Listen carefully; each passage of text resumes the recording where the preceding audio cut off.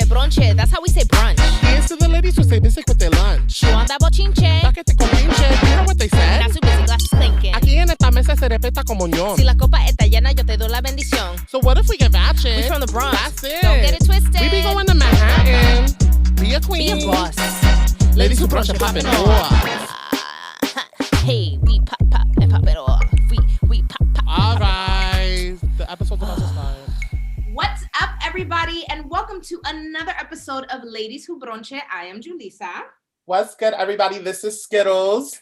And this week, I'm dumb hype because I have one of my fellow Dominicana sisters on here. She is the head of Legendary Studios, okay? She is the funniest. If you did not know she was legendary, then you tapping into the wrong urban legends, because this girl is a queen on the stage, okay? Glory, who the fuck are you? Bow, bow, bow, bow.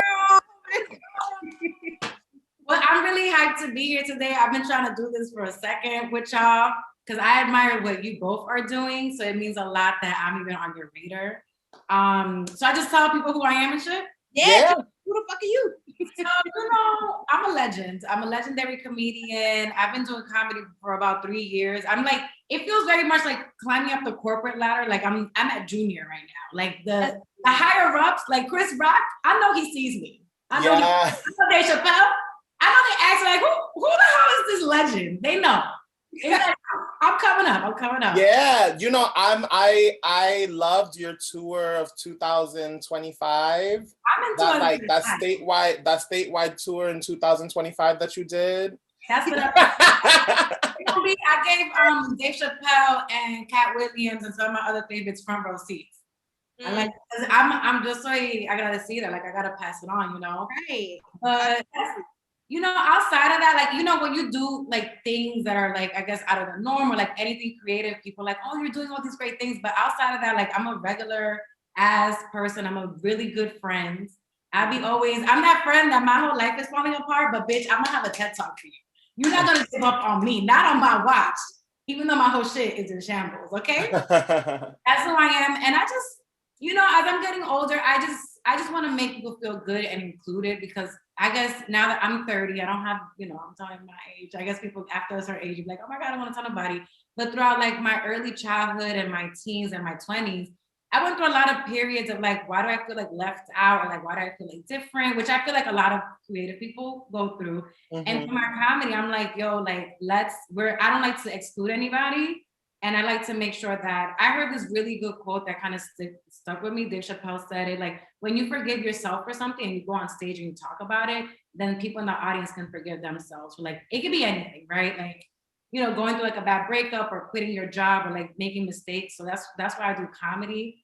And I'm one of those positive, happy comedians. There's a lot of comics that are like, everything's hard. Life is hard, but that's who I am. I'm a Gemini and I ramble. Yes, come on, Gemini. I have to say, over the years as an adult, I have come to really adore Geminis. I think in my younger years, my Pisces sensitive ass could not handle the back and forth of the Gemini energy. But now I've emerged into my Pisces-ness in a way where I'm seeing my two-fishness. You know what I mean? So now I'm a Gemini in you too. Yes. The same happened for me. I used to be like, I hate water signs. They're mad emotional. Then you read your birth chart and you find that you got mad Pisces moon, Pisces rising. And I'm like, you know what? I love Pisces. Right? Yes. So the same has happened for all of us. Yeah, I feel like for me, I've always attracted Geminis and Capricorns. Those are my two, like, a lot of my friends are Capricorns and a lot of my friends are Geminis.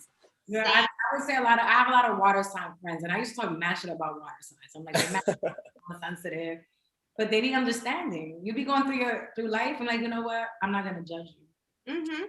100%. We make room for all the emotions, but I have to say, your Pisces-ness does show in your content, in the sense of, I always feel very much included. I feel like I'm a part of this like inner circle. As I follow your social media, because you're very open, because you're very. But you also are close friends.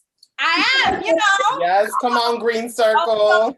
Circle. I got the green circle. Yes, you know, but really, the way your content speaks, and I always look. There are certain people who I look forward to hearing their commentary with stuff. So, like, for example, even the inauguration when you had your commentary on J-Lo doing the most, like, you know what I mean? Like, there's just so much that, you know, Glory is on it. Like, you're always on it. And so it makes me feel like I'm a part of something. So it's more, to me, you're more than just a comic, right? Like, Glory is a whole experience, right? Yeah. See, you understand the brand. Some people are still learning the brand, but they get it. Because the brand is really intellectual. Like, at the end of the day, it's intellectual. So you see the layers. And that's why I said you're Pisces. Like, there's a lot, like, I think people, and I don't know, like, just people think they know you, and they, like, it's the internet. Like, we put things on the internet, people can make a generalization, but there's so many layers and, like, deepness. Mm-hmm. Like, I'm not even ready for, like, the world's not even, like, if you speak to me day to day, like, who, like, I don't even know you. Like, people, you know, for example, this is a really bad example, but, like, when I travel with people always have this expectation that I'm gonna be like this diva and, like, oh my God, I need my own room. I'm like, mad adaptable. Yo no quiero ser burden. Like, y'all do whatever y'all want to do. I don't want to, I'm just happy to be here. So, like, and it's like a testament, like, people have this idea of me, and it's really hard to deal with, right? I know we're going to get into that later, but it's like, they have this idea, even like men, like, oh, this, you know, she's a bad bitch, a savage, or whatever these kids are saying. It's like, I am not like that. I'm very nice. Yeah, I want no problems. I love it. And, you know, but I do think that the way you resonates for a reason. It's because we don't have enough voices like ours that are resonating to the degree. So, you know, I'm just happy that you out here, and that, you know, the Chris Rocks and the Dave Chappelles are paying attention to the Dominican girls, because the girls are on the rise. They're paying attention. They better be. But even today, I wrote a post about, like, how many Dominican stand-ups do you know? Yeah. Even growing up, I'm like, I can't really, like, I know people, like, that I look up to that are now, like, maybe doing stand-up, or, like, my contemporaries, but, like, I can't say that I look up to, like, a Dominican stand-up. Like, growing up as a little girl, like, I don't know one. Yeah. I think that plays into, like, the desire to be a stand-up comic. You know what I mean? Like, I feel like, because, like, that was never something, even as creative as I never was someone that was like, I want to be a stand-up comic, but it was because I didn't see anybody like me doing it, you know? I went to middle school. Fucking girl from the city, right? I went to school at Broadway Center for the Arts, or whatever, I forgot the name, MS-44, right near the stand-up comedy club. And I would pass by there. You know, you were in middle school, you get your slice of pizza with the $2 you got. You know, just trying to be cute. You can't even afford the pizza, but it was right. It's not Marshall. There used to be a pizza and a slice. Yeah. Getting one slice between you and your girl, and getting a slice down the middle. Right, and you went on the train and you share headphones, that, you know, we just sharing here, you know? So I went to school, in middle school, near stand-up, and I would see, I'm like, that's some white people shit. Like, it's, and when I first saw stand-up, because I didn't grow up watching Comic View or any of, like, the big comedy shows that were around, like, I guess, our time. I didn't really have access to cable like that, or TV. My parents didn't watch, I didn't get to watch TV like that. So, like, I'm walking by, I'm like, stand-up, for me, comedy should be fun, but, like, why are they just kind of boring?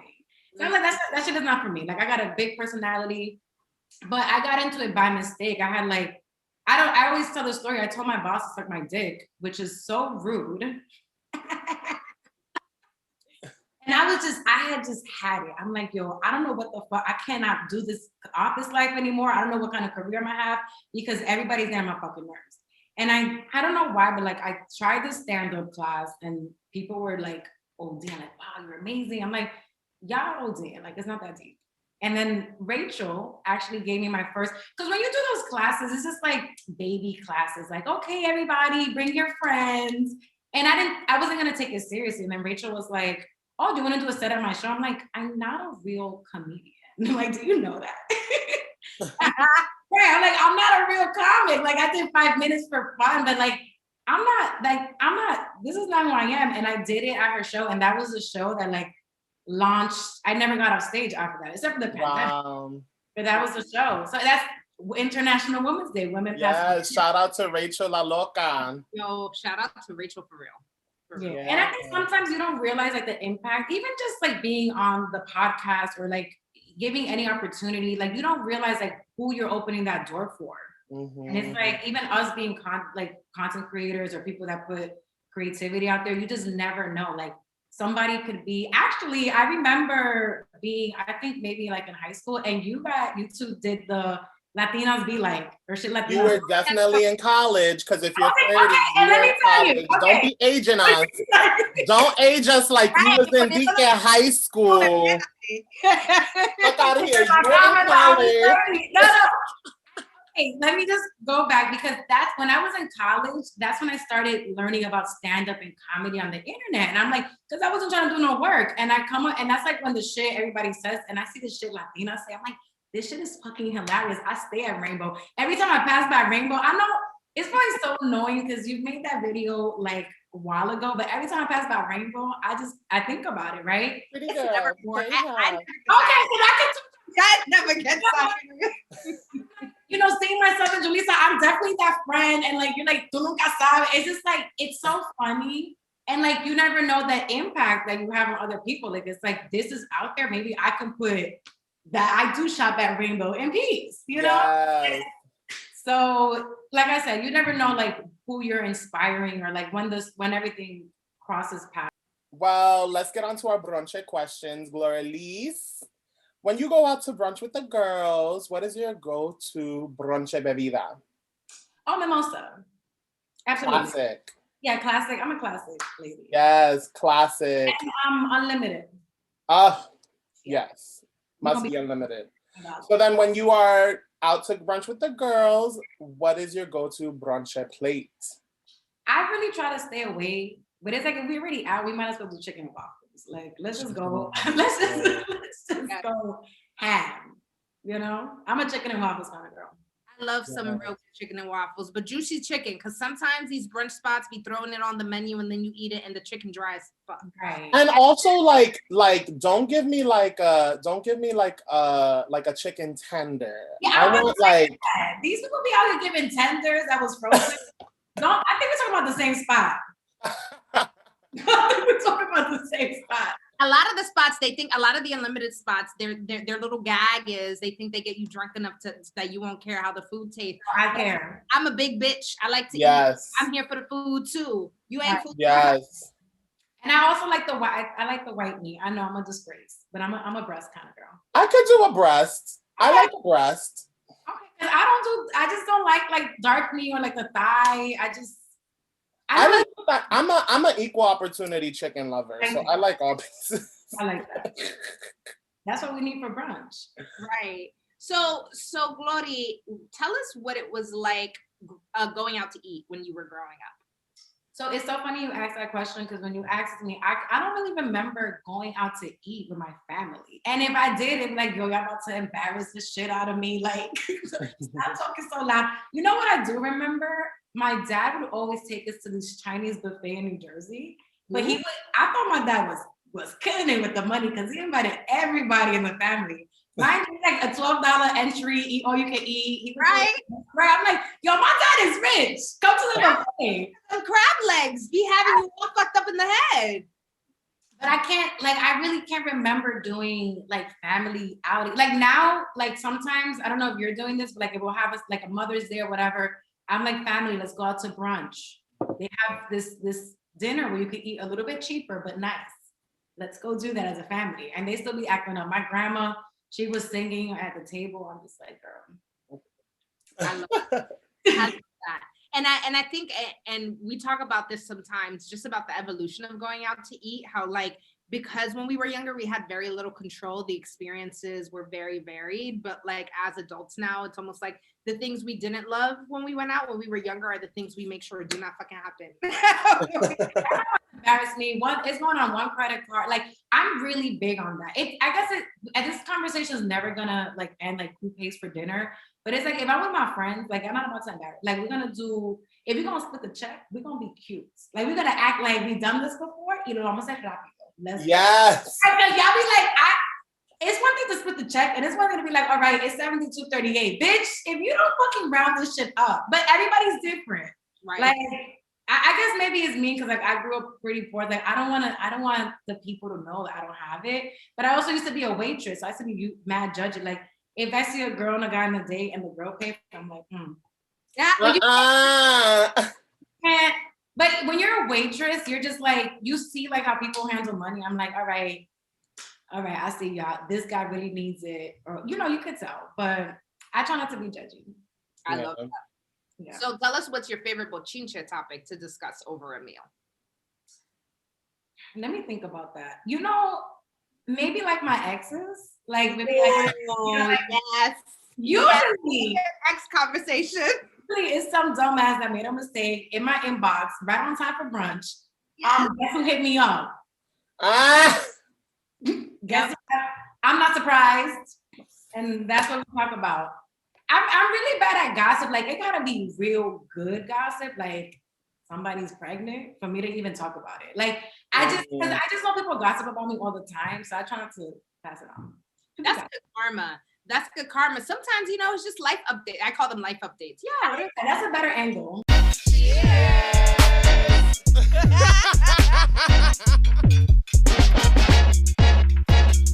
So now we are moving into our cheers to the ladies too section where we cheer people doing dope shit. And today is International Women's Day. So shout out to the fucking ladies. Cheers. Yes, and that includes trans women, because trans women are women. I'm not having any of this shit.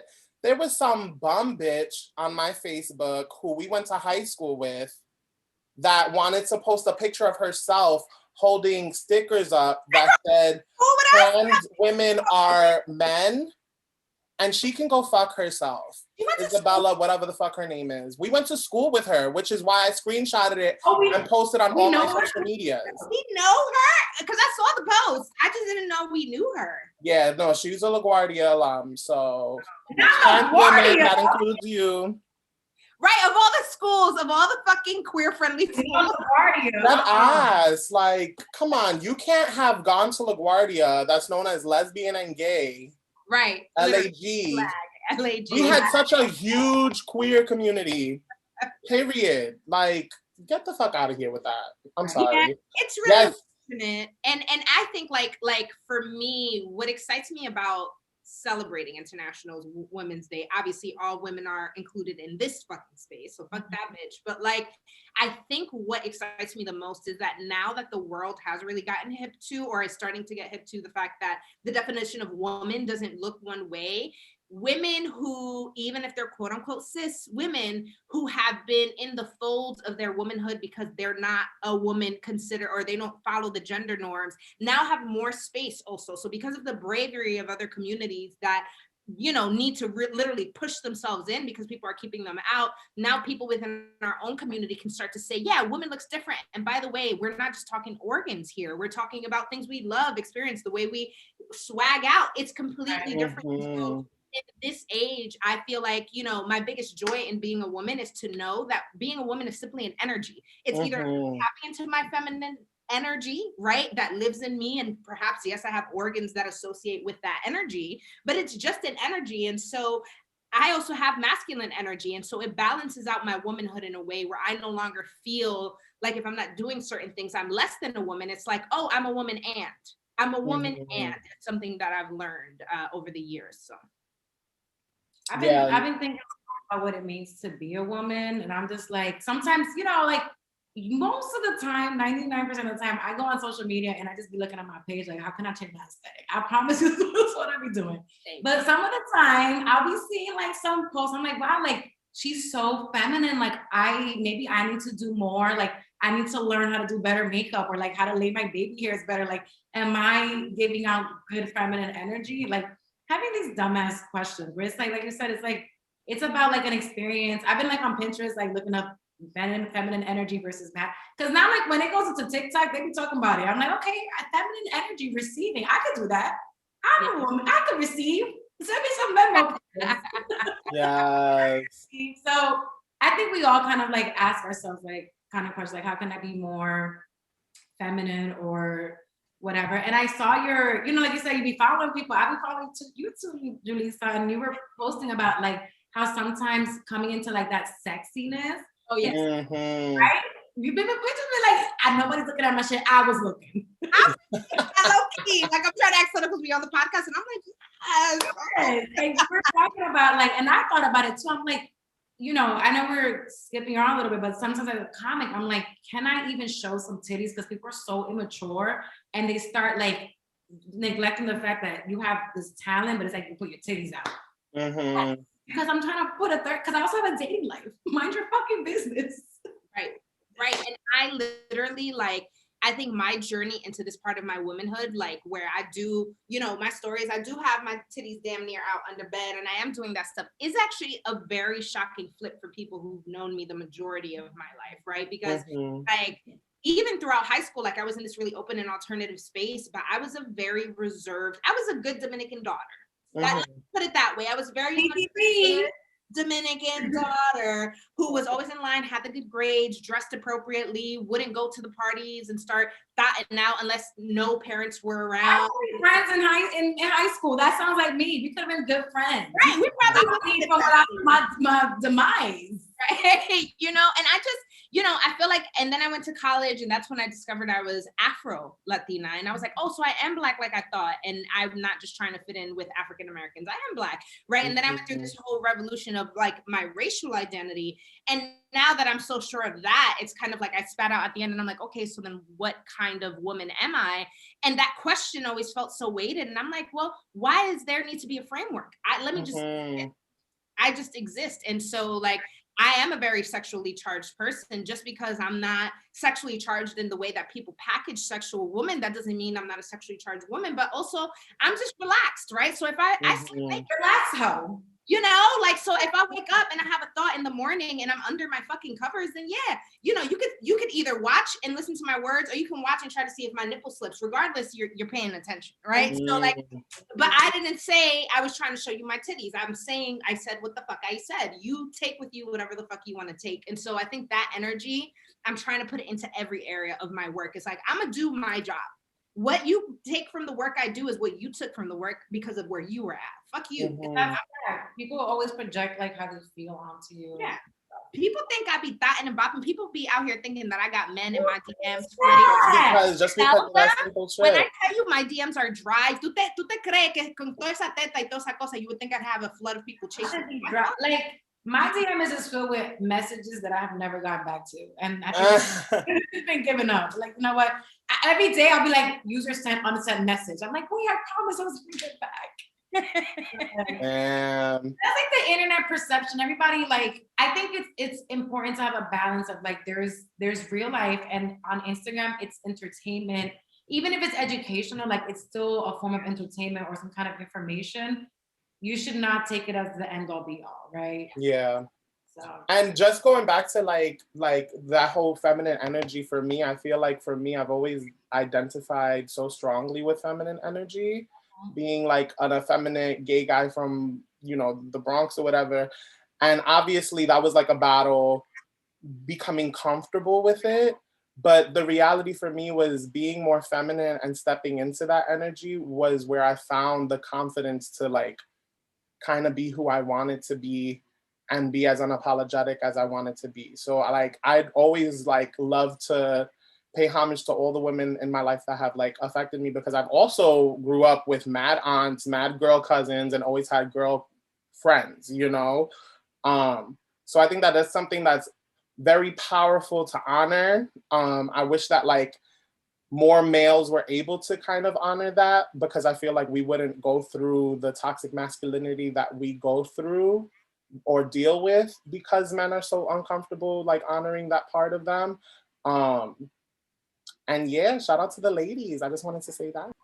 John, I think it's important to, like you were saying, Julissa, and you were saying Skittles, like there is a balance of energy that people forget. We have both feminine and masculine energy. And sometimes like you maybe tap more into the other, but there is room for everybody to tap into the energy. Like I think sometimes some of the issues I've had in my previous relationship was like, I had a lot of masculine energy. Like, what are we doing? What are the deadlines? Like, yo, Matt, but I'm an alpha female. Like I need to know what's going on. And even me doing stand-up, sometimes I feel like it is a little bit of a masculine energy where you have this boldness to go out there.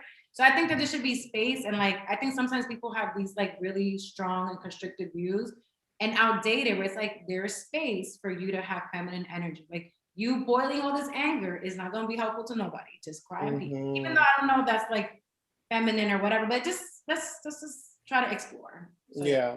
Yeah. And it's funny because, oh, sorry.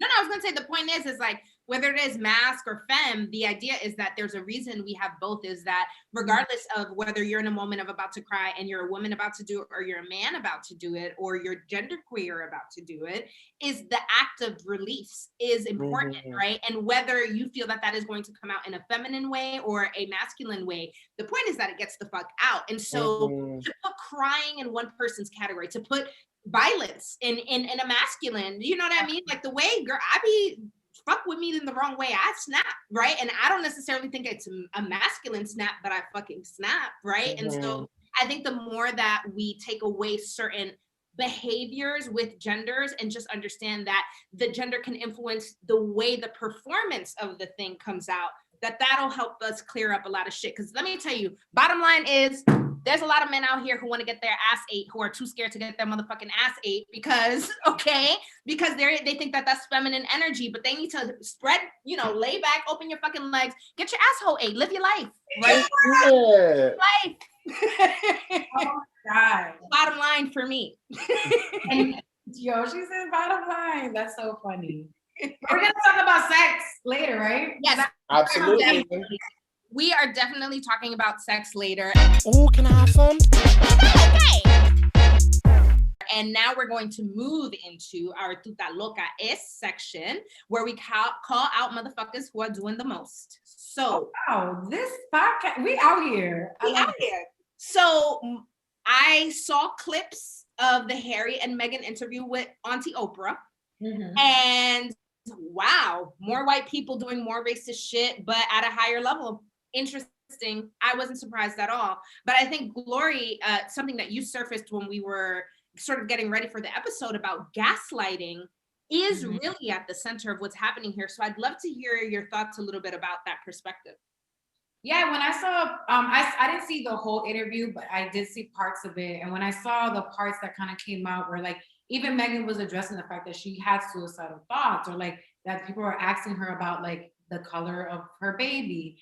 I was just thinking about like sometimes the reason why I brought up the gaslighting was because there was this former housewife, Bethany Frankel, who was like, at first, like, you know what, she's just kind of whiny, whatever. And it's like, how dare you invalidate somebody else's experience? You may not get it, but if somebody says that I feel suicidal, or like most importantly, my feelings are hurt, shut the fuck up. Who are you to tell somebody that their feelings, because at the root of all this is just feelings are hurt. You had these expectations that you were going to be embraced into this family, and you already are going in there feeling other. And mind you, Meghan Markle, she is biracial, so it's not like, I'm not taking away from the fact that maybe. No, I hear you, but that she's not, and again, it's not about her, it's more about them. Like, damn, you can't even take somebody who's quote unquote. You have right, and you still got it. Like, what? Like, so. That one drop rule. Right. So I feel like you're already feeling other, and you really feel like you have to do the most, because like you love this man, but now you gotta impress the whole monarchy. Like, what kind of pressure that is? Like, all we gotta do over here is impress the mom making the food. Like, let me help you. She gotta learn rules and shit. It was a lot. So I just felt like seeing Bethany's comment, like, and then she apologized, but it's like, you don't get to gaslighting is like, you don't, maybe because you have privilege, you don't see it, but it's a thing that exists. And it's like, I'm trying to speak to you, and now I'm on this platform and you still got questions about it. I'm just shut. Like, Meghan Markle is a better woman than I am, because I would have snuffed Bethany.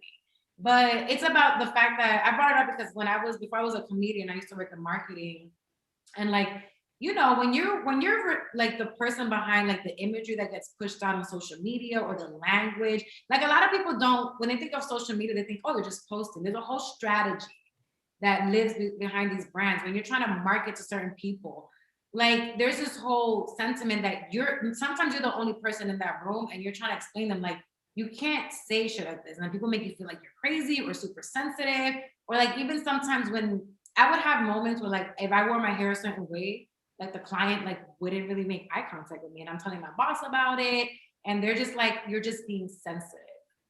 And sometimes you have to like, you ask yourself like, yo, am I bugging? Tripping? Like, am I like, when you're in those spaces, because there's like this fine line of like professionalism, and it's like you fake low-key being racist, like low-key, and people don't know. Like, I'm in a much better place, but when I was in that place, like I was just angry all the time. I would have to go. I love my job. I love what I was doing, but I kind of forget like how stressed I would be going into the office, like having to make sure my hair was a certain way, spending more time on the weekends to straighten my hair so that I wouldn't have a rough week with the client. One time I came back from Morocco and I didn't feel like doing my hair, so I put my hair back on, and my boss would always comment on it, like, mind your fucking business. Yeah. So what I'm trying to say is that gaslighting is real, and it happens in different regards. And when you're a person of privilege, sometimes you can't see outside of yourself, and you are like, people are being sensitive. No, racism is still real. And if it wasn't real, they wouldn't have asked her what color would the baby be. Yeah, that's wild. It was. Because if it wasn't that big a deal, then nobody should be hiding behind their motherfucking comments. Right, like if it was Prince William, just say that. Right. If it was, Miss Elizabeth, I heard it wasn't Queen Elizabeth though. I think it was Prince Charles or Prince William. I believe it was one of the men's. Yeah, I think it was one of them. I believe that. And they probably say like, you know how they be doing like just talking over whiskey, like, oh, Henry. What's his name? Harry. And it's like, that's not okay. I'm over here calling this man Henry, my bad. But yeah, I get what I'm saying. So yeah, 100%. And basically, like in the interview, there was a part where Harry was basically saying, I'm just grateful my wife isn't fucking dead like they did my mother. Like, yes. He basically was like, I'm just glad they didn't kill the bitch and that I'm here sitting with Auntie Oprah. Like, yeah. It was, I also didn't watch it, but I like saw what Twitter was going on about it. I saw this whole thread of like how Black Twitter was reacting to it. And that was one thing that stood out to me, was they were saying that even in this interview where Meghan Markle was receiving all this like, negative, this disrespect from the monarchy or whatever, that even in the interview, she was still respectful and like not naming names and doing all that. And what's his name? Harry was like, nope, this bitch said it. I mean, honestly, I would be shook. And that's what happens when you're dealing with people of power. It can be in any relevance, like the monarchy or HR at your job. You're afraid to speak up. And often, like, I knew as a person of color, as a Black Latina, that if I spoke up, I would be on everybody's radar. After I said that I was experiencing racism, they try to make it seem like I was the problem. I would be in HR every week, and they would say like, oh, it's confidential. And I'm just like trusting these people, the power. And then they ended up being like, you know what? You just got to go. You're the problem. I'm the problem. So, yeah. And I think I know that I'm not ever going to get this credit, but when everything was happening in the summer and everybody was like, these brands were standing in solidarity, and within their own institutions, they had issues. I reached out to my old company. I was like, y'all racist. And because I knew there were people there that wouldn't speak up. And I know what it is to be like, you're making all this money, but you don't want to lose your job. Like, I was making 6 figures, but I'm like, y'all freaking my mental health. Like, y'all are making me seem like I'm crazy. So it's probably the same thing for Meghan, but on a bigger scale. Like, you had this opportunity, and for you to speak out on it, like, people are gonna like, how dare you not want to be a princess? But it's like your mental health, I don't give a fuck who, what, whatever, is much more important than the legacy of people that aren't even looking out for you. Exactly. Period. Right. Period. 100%.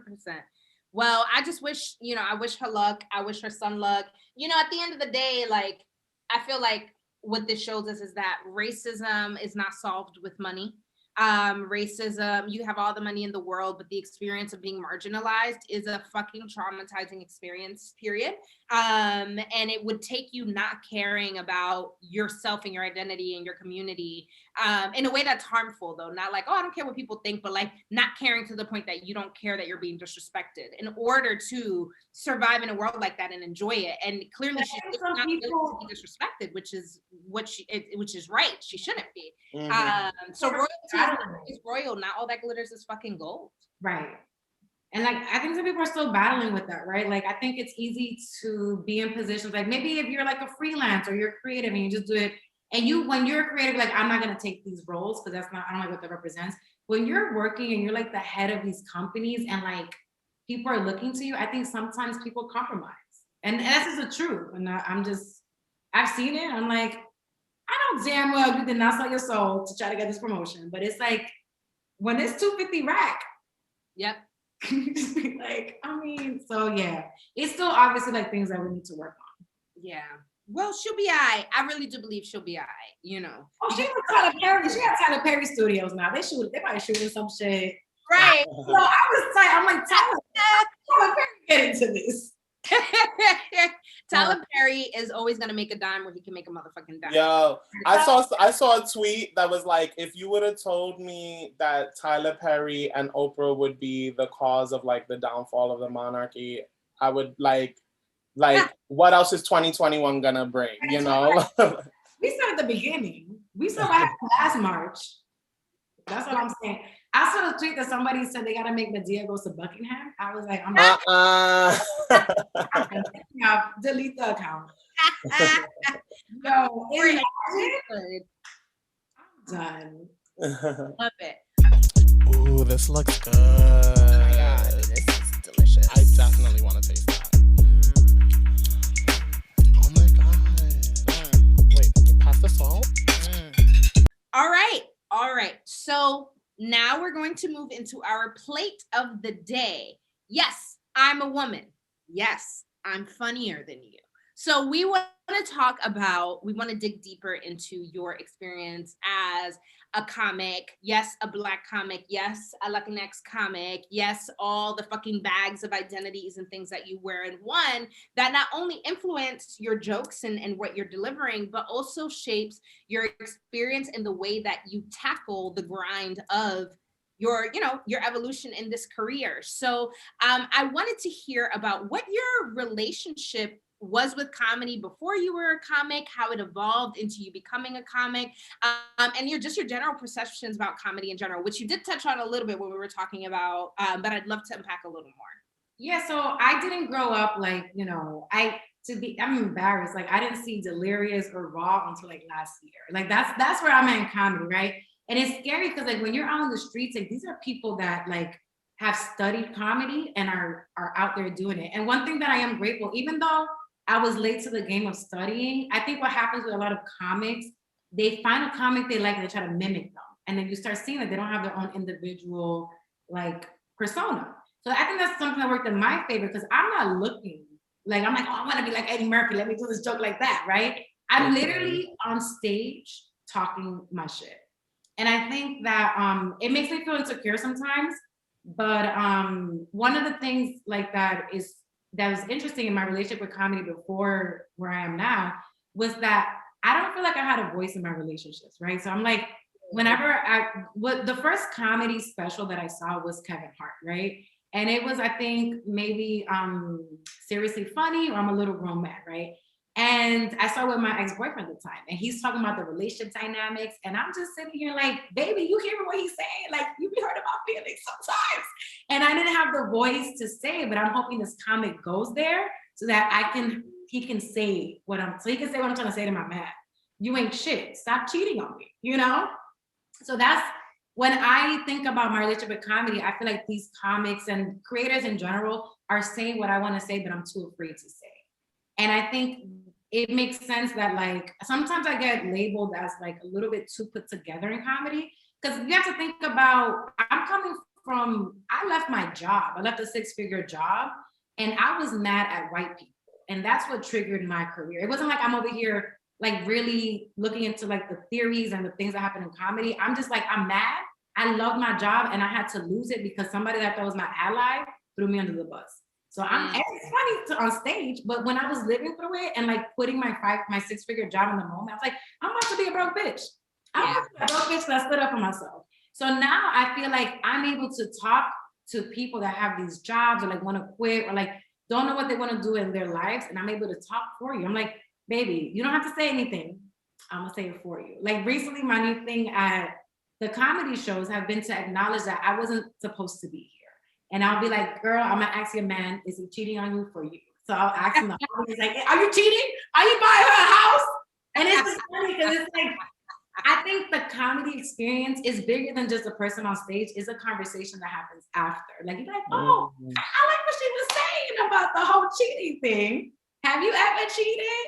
And it just opens a floodgate for another conversation. So I think that's what my relationship was before, and I'm starting to understand that's like my job. Because, you know, I'm still pretty young into this. So I'm just like, okay, I have to make people laugh. But I saw recently Patrice O'Neal, his special, again, I'm not late.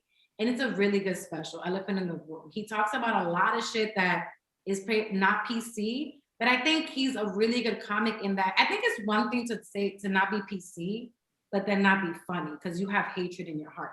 Yes. And I think that's what a lot of people get misconstrued. It's like, if you're gonna say something that is incorrect, you need to make sure it's funny so that there's a dialogue that's constructive, right? So like a joke that he said on the special was like, we need National Harassment Day. Cause like you're coming to work. I know it sounds crazy. Like you're coming to work and your titties are out. And it's like, how am I gonna work with your titties? You know, and it was like it's really a little incorrect, but like the way that he brought it back together, I thought was kind of genius.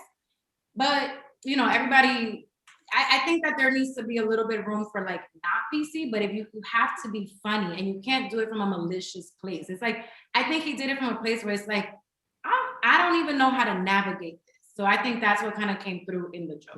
Yeah. So I don't know, I rambled on, but that's my relationship with comedy. I'm still learning, I'm still a student, and I'm very at the beginning of this phase.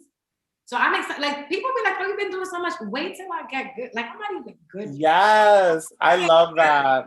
Wait till I get good.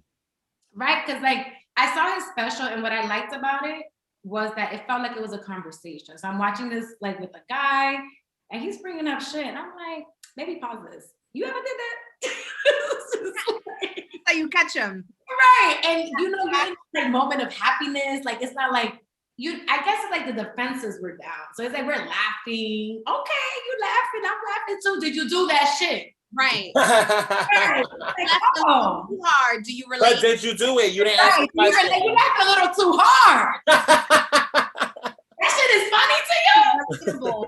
I can't laugh. Why are you laughing so hard? Right. So I don't like, just quick sidebar, when male comics then start making fun of women and how their women react when they go out, and then the guys turn the table and they'll be like, "Yep, that's you," and I'm like, "That's right, it's fucking me." And what? And you better not be. I'll be quick. But that's the point of comedy, right? It's kind of to mirror up and be like, "Hey, this is what you fucking look like, and this is what you sound like." And that's what, you know, not to bring it back to astrology, that's what Pisces people do. That's what Geminis do. They give you a mirror. So it's like, I think that a lot of like I've had a lot of issues in like my friendships, not anymore, but like in my 20s. And people will get mad at me because I'm literally giving you the energy you're giving me. And it's like, and that also translates to the audience. Like sometimes I'll do a show at the same space, but the audience really matters in how your set goes. Like I'll be vibing, and you never know, like a new joke could come through. Like I'll be vibing with somebody. I can just tell like their energy, whatever. And then the other show is just like, it feels like a job. Like, it's like, okay, y'all laugh at something, you know? I know these jokes work. I've said it 100 times. Like, some people are like a little, I guess, more harder to make laugh, but sometimes people don't laugh and they come to you after the show like, you were great. I'm like, bitch, why you didn't laugh? I feel like sometimes I'm that audience member where like sometimes somebody will be mad funny and I'm not audibly laughing, but I'm like, you know, like, that was, you know, in my head, I'm like, oh, that was funny. Oh, that was funny. And then like, I feel like, you know, like when you're mad funny if you get like an audible, like, ha, ha, ha, ha, ha, out of me. Like, but just because I don't laugh doesn't mean you wasn't funny. No, I feel like, and now that I think about it as an audience member, I'm not like a big like laugh. I'm like, oh my God, like I'll say that. And I used to be like at open mics and say that, and like people get really offended, like, why you have a comment for everything? I'm like, I'm laughing. Right. This is how I'm experiencing joy. And I think that's a good segue to even talk a bit about what is your community's response to your creative expression. So when you're on stage and you're out here, like, and even when outside of them being in the physical audience, even experiencing your social media and other things, like what's some of the feedback and responses you get?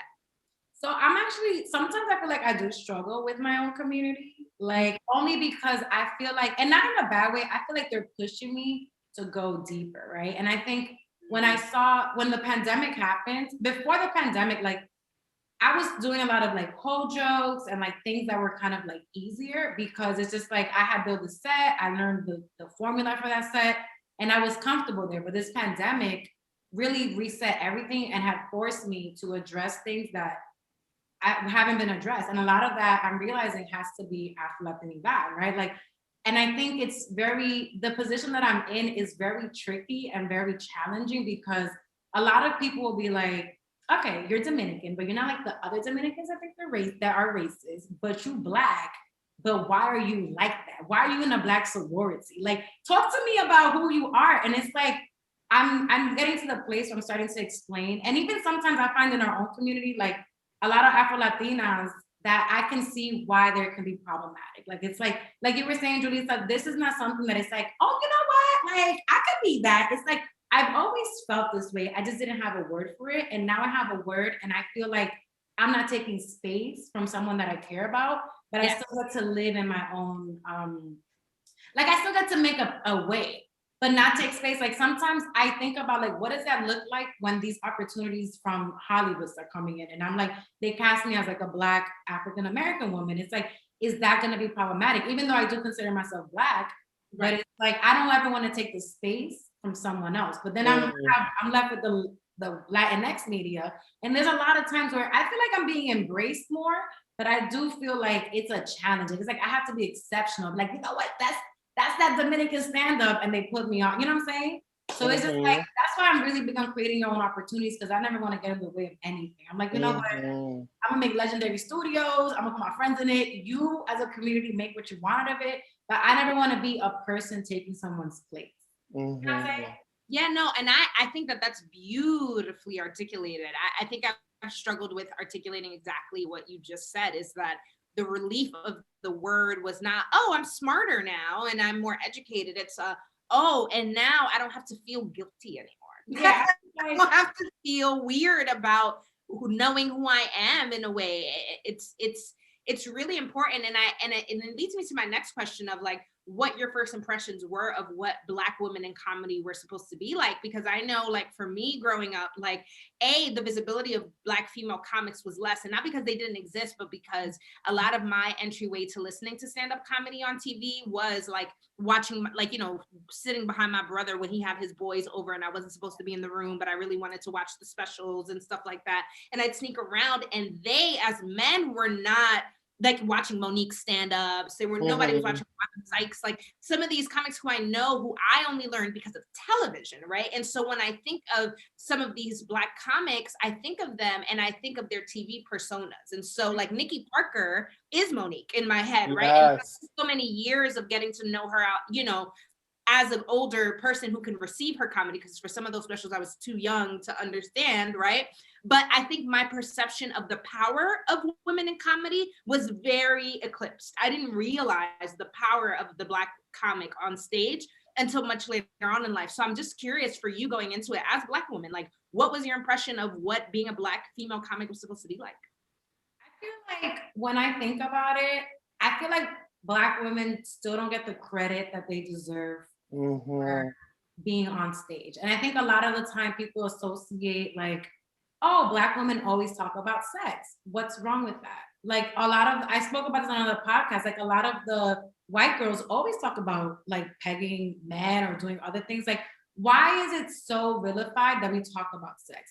I personally, like, I always have the struggle, like, should I talk about like sucking dick, whatever, because everyone thinks I'm gonna do it anyways. But it's like, that's part of the experience. And it's also like, when I started doing comedy, I realized I was forgiving myself for a lot of things that happened in my 20s. That I was like, I didn't get to enjoy this shit because men were like, you can't enjoy it. But it's like, it's my life, you know? So it's like, they should be able to talk about it. And I also think it's like, when I see some of the women that, there are so many Black women in comedy that don't have visibility yet, that I know that when they get put on, it's gonna be like, wow, like this woman exists. Like I've seen women that like they just have this great storytelling ability, and it's like I want to be like her. Like someone that I think about is Shatara Curry. I know like people may or may not know her, but she is so like the way she does her storytelling is just it's just so fun. It's like I want to fucking be her friend. I mean, she's someone that I look up to and I talk to here and there, but it's like I just think that Black women are still vilified. And I think that that's my perception of when I think about the Black comic. And I think all of us have this whole struggle, like, can I embrace my sexiness and also be a comedian? I mean, more like people create this space for women to be able to do both, but men still be annoying. Like it's so annoying. They'd be like, oh, and especially because they think they can do what you do. Yeah, I've had a few guys that'd be like, oh yeah, I could be a comic. Don't make me bluff you. You're not funny. It's really a gift. Like it is. It is like comedic timing is not something that I don't think you can learn. And you can kind of tell like when you see stand-up where it's like, okay, this person really is doing a great job at doing their homework. But then there's just people that get on stage and you're like, yo, that was a great conversation. You forgot they were performing the whole time. Like, so yeah, I don't know if I answered the question. I just think there's a lot of work to be done. And I think there's a lot of Black comics that are just amazing. Like people that I see all the time and I'm just like, I want to be like y'all. Like, and I feel like when it comes to the comedy game, and even part of the reason why I'm in a Black sorority, Black women have always looked out for me. They'd be like, you know, girl, let's bring you over here because you need some guidance. And I feel like sometimes I do feel like with the Latinx community, it has to be like, oh, this person is getting all this notoriety. Let's also claim her. And it's like, y'all want to bring them under my wing. And I'm sure that there are comics that bring certain other comics under their wing, but it's like, I don't want to have to wait to be this great thing when you could have, like, I've had conversations with women, they call me, we talk for an hour. They're like, like amazing women that have toured with like Chris Rock or other people, and they sit and they talk to me for an hour of their time and day to be like, this is what I went through in comedy. I want to just pass this on to you, do whatever you want. And it's like, I'm amazed. It's like, you even know who I am. Oh my God. So it's like, I always, and I feel like when I think of Afro-Latino, that's what I want to be able to do. Like, I want to live and be proud of my Dominican background, but I also want to make sure that I make space for the Black women that have been there for me. Because I know that a lot of people, they are there. My whole team, I have like a team that we create skits and we're working on digital stuff, all Black women.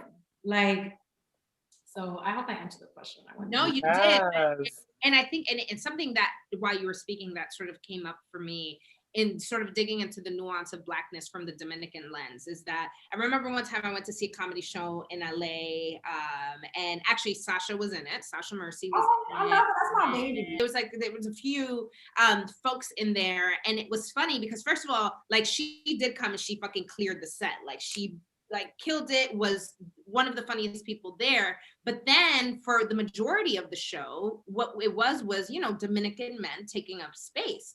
And I think two things. One, the way that Dominicans speak in general is a comedy. Like we in our storytelling, like I'm not a comic, but I'd be mad funny sometimes just talking, but I'm not trying to do stand up. I'm just talking. And that's just the animation that I grew up seeing from any and everybody who was around me who was Dominican, right? So, you know, there's this like natural charm that men come into right away, but oftentimes, and now I'm talking off stage, women do not have the same space to have that sort of tongue and be cheeky in certain circles where there's enough men who are taking up that spotlight. You know what I mean? And so around Dominican men, I'm not gonna lie to y'all. Like even like there's this show that I do kind of like every week in front of this Dominican barbershop. And at first, like I feel like the men were like, all right, she's cute, funny. But then with the way that I calibrated my brain is like, you can't do what I do. You can't even get up on the stage. You're mad. You can't get up here.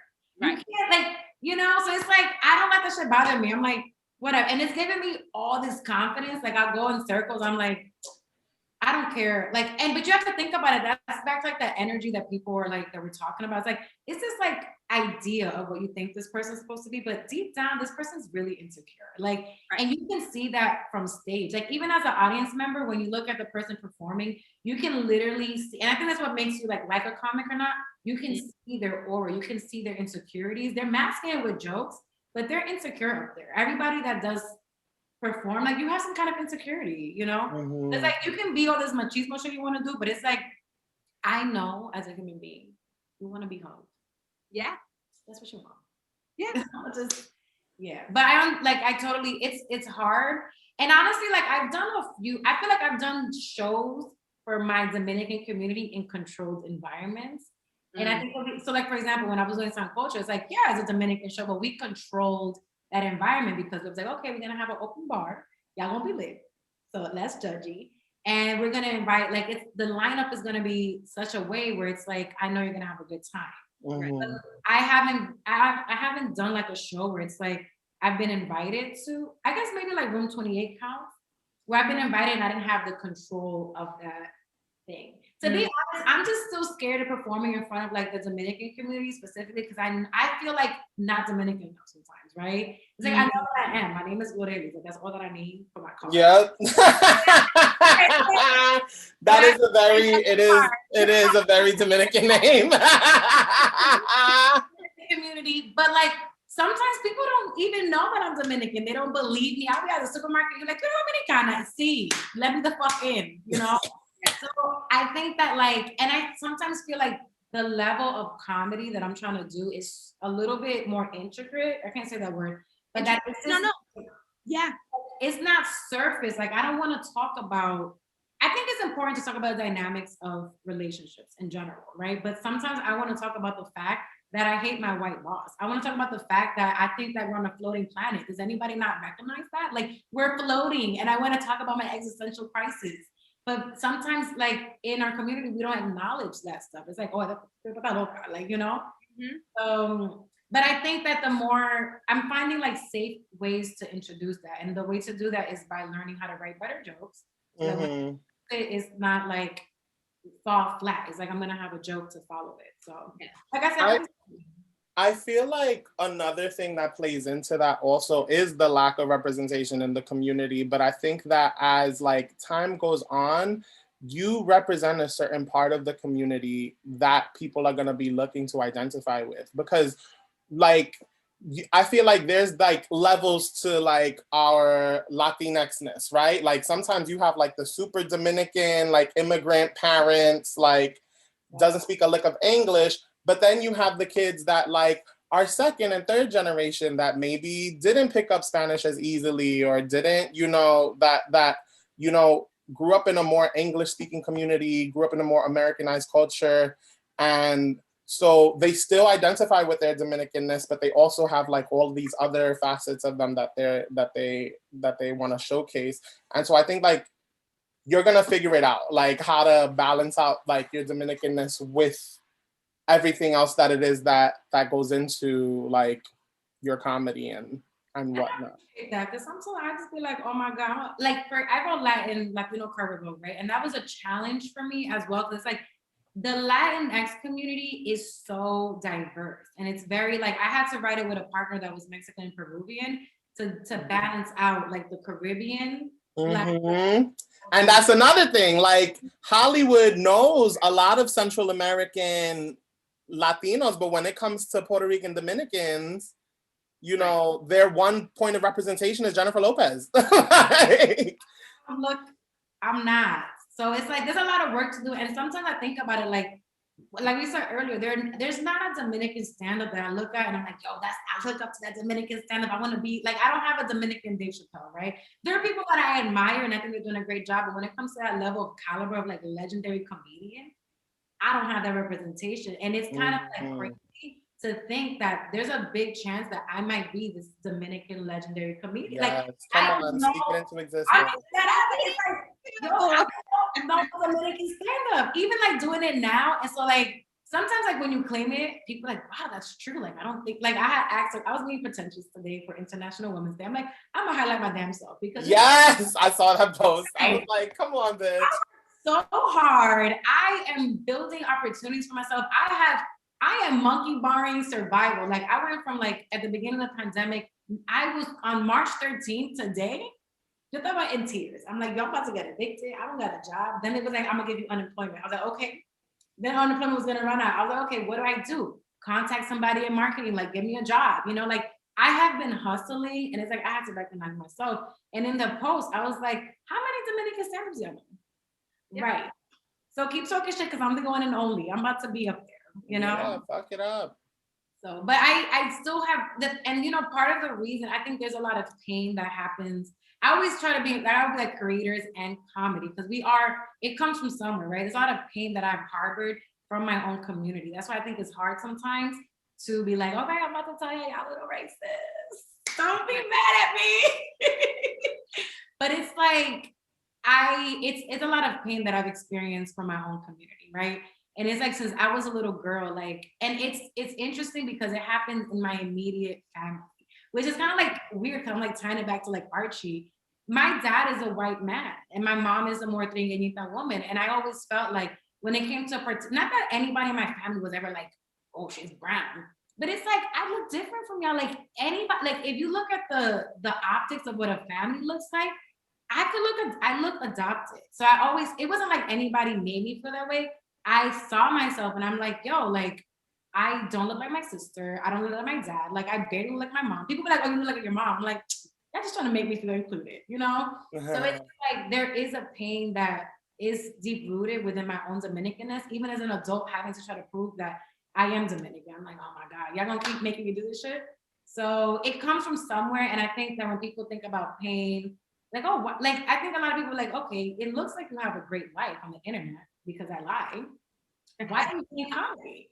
Because white people have let me down, because my own community has let me down, because men have been really mean to me and try to belittle me all of my dreams, because I don't like to talk about the fact that I have been a survivor of many things. So I don't want to be branded as that. Because then you say one thing, it's like, okay, well, this girl, but I've survived a lot of stuff, domestic abuse, a lot of other things. And it's like, this comes from a real place. I'm able to laugh about it now, or like make a joke in a way where it's like, this has happened. And some people like don't, like when you say it on stage, you're like, is that real? Like, is she lying? But it's like, I'm forgiving myself. And it's like, whatever.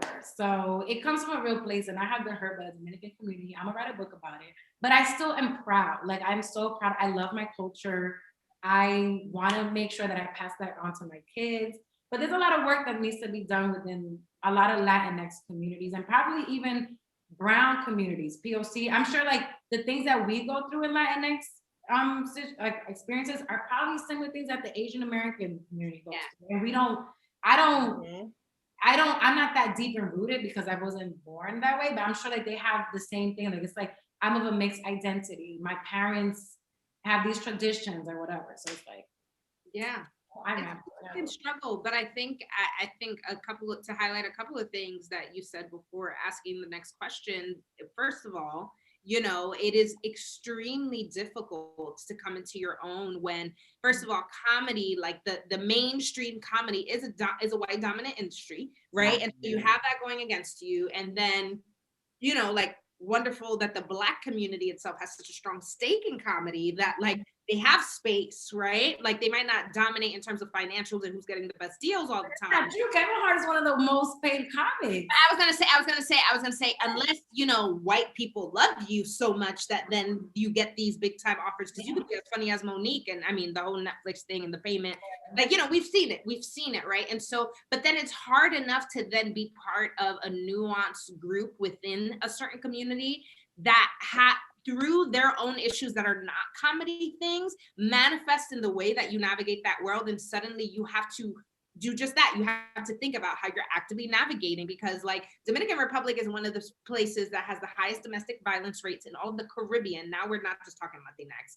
right? Like, there's a lot of anti-woman sentiment that is ingrained in our culture, and sometimes not even with the intention of hate from the people who are practicing it, but it is just so part of our culture that as you're speaking, I'm like, yeah, it's also important for you as you continue to flesh out how much more of your personal story gets into the comedy, that you recognize that like even comedy is an act of like political resilience, right? Like even comedy. And so the more that you share those stories, and by the way, what you share already does so much for so many girls and women who don't have space to even be at the level that you're at of openness, let alone where you can go if you continue, right? But that's important, and you're absolutely right. If you told me name 5 Dominican comics, I'm naming Instagram people. Right. you're on Ramirez. the list. You know what I mean? And you're on the list, and that's that. And so we have to be able to recognize that there's bullshit that we got to walk over, but that it's just bullshit. And the fact that you're walking is radical. And I 100% believe and know that, like, when we talk about Dominican comedy history, your name is always going to be brought up. Because I put it in one of them books. Even if I have to write the book myself. Because you're out here doing the work, not just like trying to get onto other people's shows and buttering up to other comics so they can put you onto shit. You are out here producing things. You are out here doing communal work that actually outshines this, I went to the Grizzly Pear or these other little fucking spots and got a little, like there's so many. I dated a comic for a little bit. I know. In the throes. We can talk about that offline because you know who they are. Maybe you dated them too. I do want to talk about the political part, right? Because I think a lot of people don't realize that your creativity is an act of like being some kind of like leader, right? And I'm just I don't want to be into politics. I don't want to have the burden of, something like Meghan Markle having to speak out against it. But if I always think of my comedy as a Trojan horse, and that's what I want to do when I get good. I want to get in the building, we laughing and then say some real shit and then leave. And it's like, you won't even know it because you weren't expecting it. And I do hope when I get better that I'm able to really talk about machismo candidly and about like racism within the Dominican community and just like really like, you won't even know I'm talking to you about it. And it's like, wow, that's how good she is. She gets me into changing my life. Yeah, I love that. That's very Dave Chappelle-ish. I feel like he does that in a very beautiful way. And I absolutely think that you have the capability of that storytelling. Again, you already do.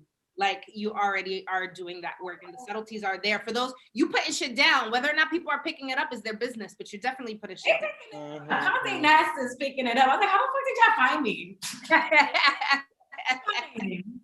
Yes. Talk. Like, people do talk, and they, especially like when they see like, I actually don't know another person that does this. This is the only person I know. Put my name in there. Yeah, thank you. Absolutely.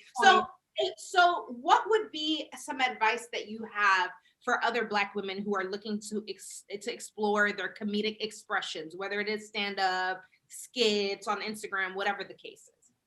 I think one of the most amazing things that comedy has taught me is self-validation. I think a lot of the things that we do in life are in some way tied to external validation. But once you accept everything and you forgive, you have to really sit there and be like, you know what, bitch, we fucked up. We made a mistake. And I think that's like what people are doing. They're healing, but you have to really forgive yourself. And when you put something out, make sure it's something that you're done with. So that when people talk about it or criticize it, it doesn't bother me. I've already dealt with that because I already sat and did the work. You can deal and project whatever you want to project onto it, but that's not a person that I am anymore. And I hope that it does help somebody else. So I think that my advice is to be so confident that nothing that anybody tells you fucks, because people are gonna fuck with you. When I was starting, people were like, you're not a comic. Look at this who the fuck named you the legend? I'm like, but you bothered? Yeah. Okay. It was a joke, but you're taking this thing real serious. Right. So just like validate yourself and have fun. Like, my thing is like, part of the reason why the legendary brand came up, it wasn't just to be obnoxious on purpose, which is part of my brand, but I was really sitting, I talk about existential crisis a lot, because when I was at my late 28, 29, I was having my Saturn return, when you start realizing mortality is a real thing. Like, oh my God, And I was just like, yo, if I'm gonna do the most embarrassing thing that there could be on earth, which is to get up in front of people, I have to be the best. And I think that's something that's ingrained in every like Black or brown person, is if you're gonna do something, to be the best at that thing, janitor, whatever. So I'm like, I gotta be a legend. There's no other option. So it's like, I forgot how I got there, but the point of the story is that you have to just believe in yourself more than anybody else. And even when you don't believe in yourself, you better have some good ass friends that remind you. You better pick your friends good. Because if you get the wrong people in life, you're gonna go down the wrong path. Like, I can say that, sometimes, and I'm sure this happens in your friendship as well. We have days when one of us is up and the other one's not so good. And the other one be like, bitch, you better get the fuck up. That's not my friend. Get the fuck up right now. You know? And it's like, I have this in all my friends. Like, I really look up to my friends. Like, I think that they are amazing women. And I'm like, yo, like, I'm honored that we're creating legacy together. Like, I always think about the fact that it's like one day, 20 years from now, there's gonna be a picture of the three of us, and they were friends, like these Dominican comedians. So I'm like, I think it's important to also, and I think a lot of Black women struggle with finding good friends. I think sometimes we haven't been good friends, or other people haven't been good friends to us. But when you're gonna go into your hustler shit, you need to have good friends around you. Yep. And have that same whatever that means, friendship, you need to make sure you're on the same page about that shit. Because everybody has different, it's like a relationship. Yep, 100%. I love that advice. I love that advice. It is crucial. It's crucial not just in comedy, in life, by the way. So if you're listening and you're not a comic, you should probably still take this fucking advice. Because you have to move with your self-confidence. And I just want to give you your flowers again, Glory. You're out here, you're doing the work. I mean, I met you coming into my space at WeWork being like, yeah, I'm helping to curate this Harlem festival. Energy. That day I had energy. I'm like, who is the manager? He's like, I work here. I can help you. He's on a panel with Bob Sumner, the creator of Def Comedy Jam. No, and it honestly, like, I think that just like to have seen you, to have gotten to meet you, not through like Instagram and the social shit, but actually just having a business moment, and then sort of peeking in and being like, oh, okay, this woman is a powerhouse. Like, wait a minute, right? Because I knew the other person who you were producing with because they had done it in the space before. But then I was like, where was she last year? Like, this is the one. Like, you know what I mean? Like, I'm really annoying to work with. I will let you know because I'm very particular. I got a little better, but I'm like, if you're doing a production, because I come from this like marketing background, right? And it's like I already like. Whenever I put something out, I want it to be brand first. Like I want it to be like, I'm already on HBO. HBO said this was on their show. They just haven't published it yet. That's how I put things out. Like they just haven't got to it yet. Yeah.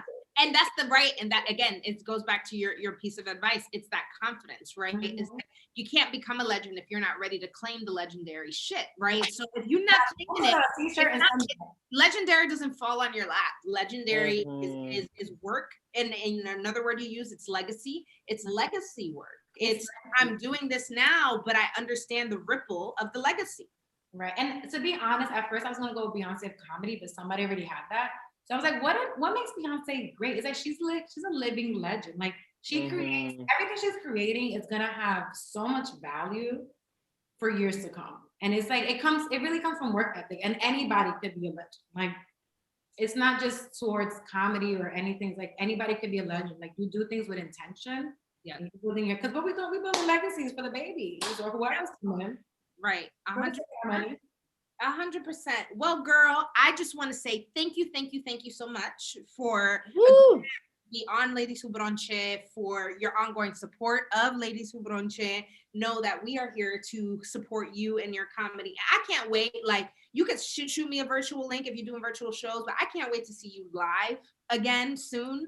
As soon as the world opens up. For everybody listening, this bitch is funny. The bitches, she's really funny, and I just think that it is so important that we start to get off platform and support people in person, because it's not just showing likes on IG. When the world opens up, I am ready to be sitting in these chairs, to be That's what I want everybody in the chairs. It's so much better. Life is so much better off the internet. It's great. Like you can't take away what people do on the internet. Like it's a lot of work. Even on the other side, like doing these stupid lights, I'm like, I don't know what the fuck I'm doing. But you have to, like, people are talented in different ways, but it's nice to experience life like art in person, in intimate. Like that's how you get shit that's life changing, So absolutely. And you out here, you gonna change some lives, girl. I can't wait until we interview you again down the line, right? Where Ladies Who Bronche full flesh, like on TV type shit, and you're on TV, and it's a tissue shit. Ladies Who Bronche television show, they produce. I was like, talking points, segments, transition. Yeah. Okay. HBO ready. I was literally about to say, well, I'm trying to be HBO ready too, sis. Exactly. I'll be HBO brand. It's the brand. Hey, they're gonna call. You'll see soon. So Glory, tell us any shout outs you have, any up and coming things that we can look out for, just general last comments. The Latino card revoke game, I wrote it a while ago. It's getting some buzz. Y'all need to buy that. It's all over Clubhouse. Somebody started a Clubhouse with like the cards. I'm like, wait, oh my God, y'all can hear about like, so it was really dope. I was like able to speak about that. I am writing a book. It's about Afro-Latinidad. It's coming out sometime in my lifetime, but it's gonna come. Yeah, you But I right. just want y'all not to be mad at me when I say some shit. Cause I just think that we all have, I'm being honest, don't be mad. It's coming from my personal experience. So I just, you know. It is what it is. You said what the fuck you said, and that's what you gonna publish. And I'm like, I hope, because we all have different, like we all come into it at different points, but we'll see what happens. And nothing, I'm on Instagram, Glorelys Mora, I'm Twitter. I'm not even on Twitter like that. And just support me when the world opens back up. Yes, 100%. Skittles, where can they find us? Yes, y'all could all find us at Ladies Who Brunch on Instagram, Ladies Brunch on Twitter, Ladies Who Brunch on Facebook, Ladies Who Brunch on YouTube, at Julissa with an H on Instagram, and at The Real Skittles with a Z on Instagram. Yes. Thank you all so much for tuning in, and until next time, Bronche.